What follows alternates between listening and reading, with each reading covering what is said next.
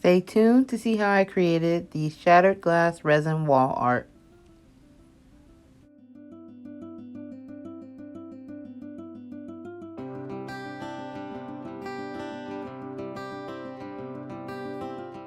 Hey DIY clubbers, today we are going to start this project by mixing part A and part B of the resin in equal parts and stirring slowly and smoothly as to not create any air bubbles until both parts are completely combined. Once I have my resin mixed, I put on a finger cot over my gloved finger so that I could try to save my gloves and not have to continually switch them out, because you're going to use your finger and spread some of the resin directly onto the canvas, and this is so that your shattered glass will stick. You don't want it rolling around. You want to leave a foundation onto the canvas just to start, and it doesn't have to be a thick layer, it can be a really thin layer. And this is what is going to allow your glass to adhere to the canvas until everything cures.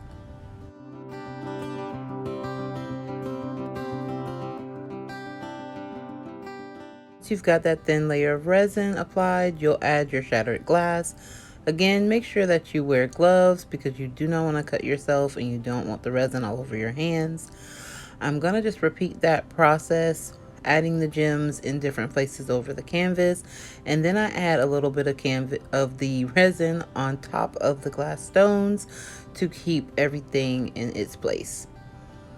Next, I'm mixing this really pretty gold mica powder into our resin, and I'm going to start adding this to the canvas in different layers.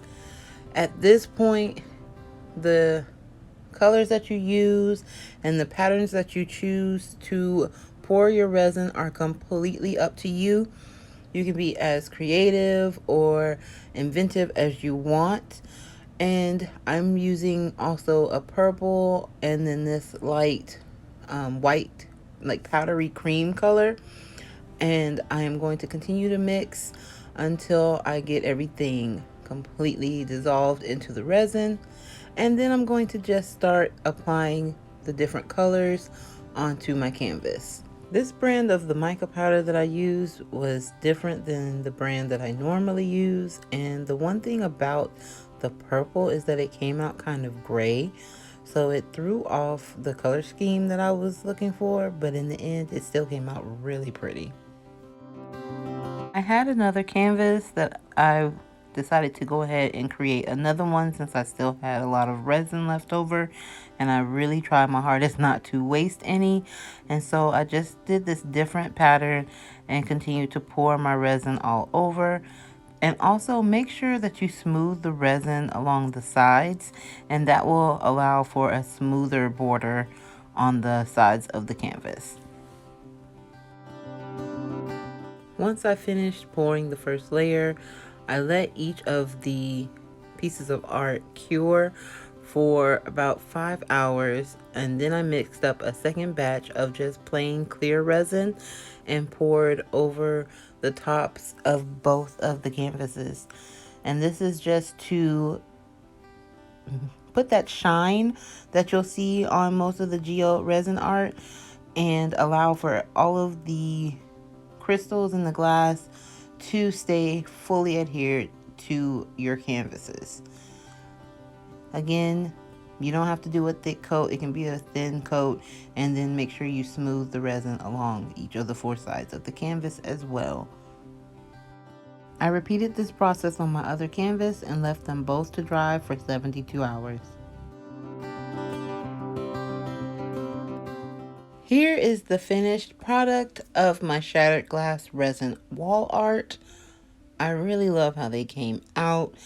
I've been seeing this trend on my Pinterest and I've been dying to try it out.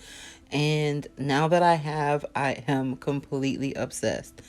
Look at how shiny and beautiful this is.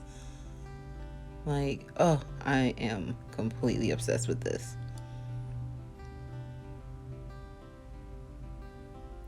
I do want to purchase some of the bigger crystals to try to apply those to some of the different ones I'm going to try. I have a bigger canvas that I want to go ahead and test out.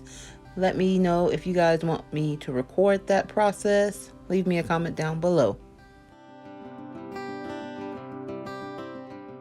DIY Clubbers, thanks so much for joining me for another video this week. I appreciate all the love and all the new members. Make sure you stay tuned each Tuesday, wherever you are and whatever you're doing. I hope you're having a great day and always keep creating. All right. Love you guys. Bye.